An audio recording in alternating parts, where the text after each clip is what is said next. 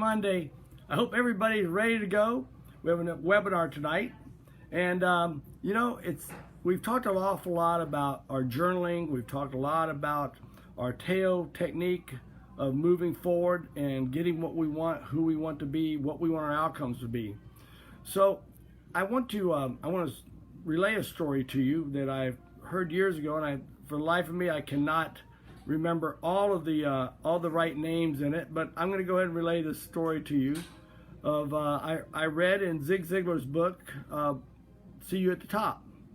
So in that story, he talks about that in the late 50s in Tennessee, what would happen was that if you came from a single parent, like you had a child out of wedlock, that child was saddled with unbelievable discomfort and being excommunicated from just about everything around them.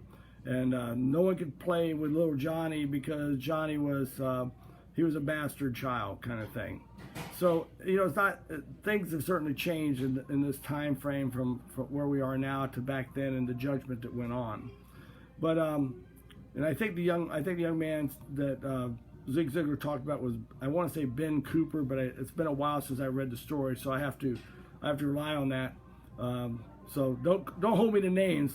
The names may have been changed to protect my mental acuity today. So what happened was this. I'm going to call him Ben because I think that was his name. Ben was of course a bastard child and sort of was ostracized, and no one would play with him. And so one day he heard about a new pastor at the Baptist church there in his hometown.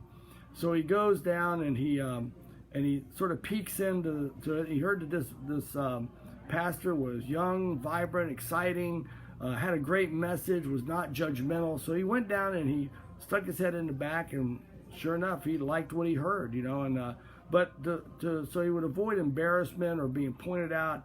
He sort of left early. He would come late, leave early. I mean, how many people do that at church, right?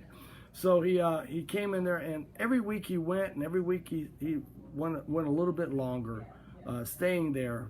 And this one week, after going 10, 12 weeks in a row, he went there, and he was standing in the back of the church, and he was so enthralled in the message. It was like his name was on the message. It was like, hey, Ben, this message is just for you. It talked about God's forgiveness and love, and something that day especially had attuned to what he needed to hear at that moment. And he got so enthralled in the conversation and the sermon that he didn't realize. The next thing he realized was that there was a hand on his shoulder, and it was that young pastor, and he was looking eye to eye with that young pastor. And the pastor looks him in the eye and he goes, "Why, whose son are you?" And there was a hush over the church, and everybody just they had a collective gasp waiting, because everybody knew who little Ben was, and no one wanted to talk about it. And there was a pause, and the pastor says, "Why, of course." He says, "The resemblance is awesome." He says, "And you have a tremendous name to carry on." He says, "Now you go on and see the greatness that you have in your name and who you are, because you're a child of God." And so the story goes that this young man went on to, he says that when he became the governor of Tennessee, that was the day he became the governor of Tennessee, because knowing who he was, that as the pastor told him, that he was born for success, he was born for greatness. He went and he followed up on that and went forward with that.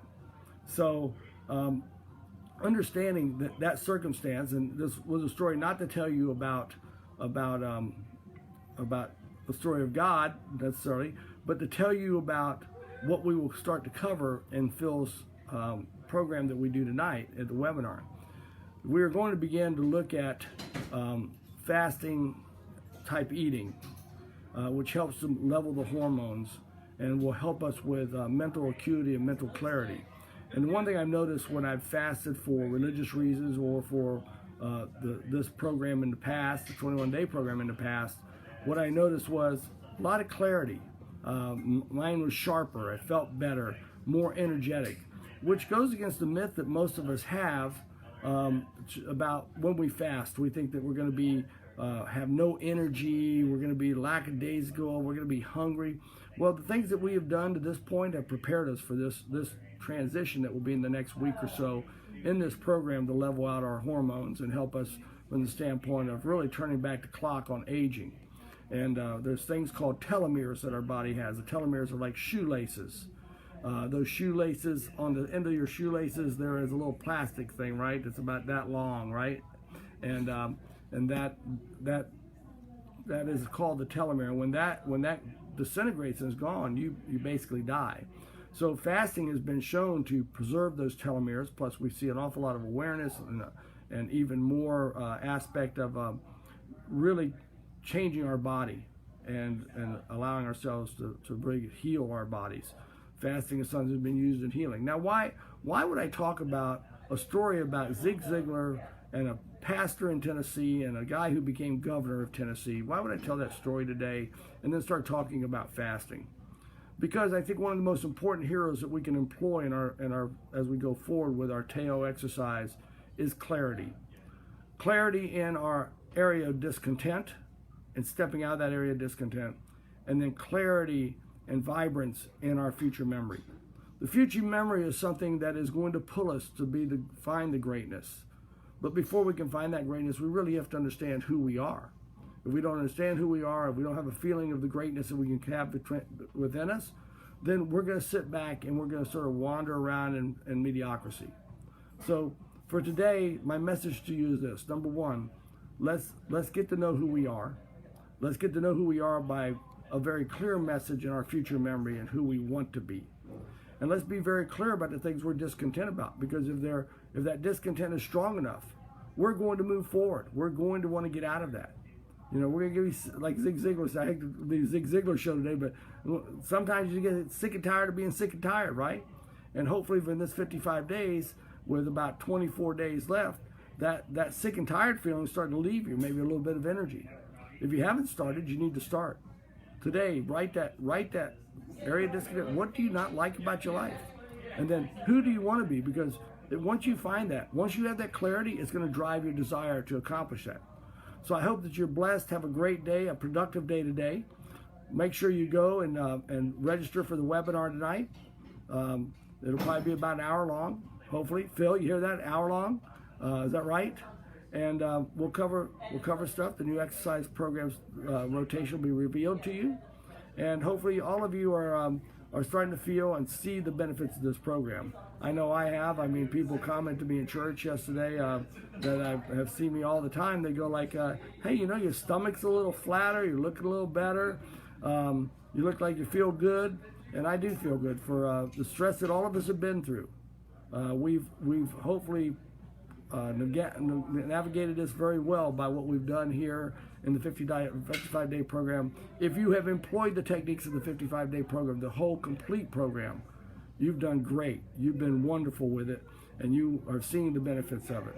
So I want to say hello to Joanne Wolf and Richard Wolf up at Med Fitness up in Chicago. I promised them a shout out after I talked to them yesterday on the phone. It's really neat to connect with some of you that know me personally and call me, and some of the new friends I get messages from. Once again, as always, I want to thank you for allowing me this opportunity to speak with you and give you insights and to hear your feedback. I really appreciate it. Almost daily I have someone that tells me they saw this 55 days, the Tasso Talks, and it just uplifts me. It gives me more motivation. I think you guys are the reason I've been so adherent to my program and eating well and staying with my exercise and doing my journaling and even getting on doing something I never did with Ariel, the meditations, because number one, I wanted to find out more about the chakras as she's educated us to, but also I wanted to make sure that I walk the walk and talk the talk. So I feel great. I hope you're feeling as great as I feel. Feel blessed. Remember, we're too blessed to stress, and we have too much going for us. So the resemblance is unbelievable. You are a child of God, and you have greatness before you. So go have it today and walk that journey to that and share your journey with someone else so you can motivate them. God bless.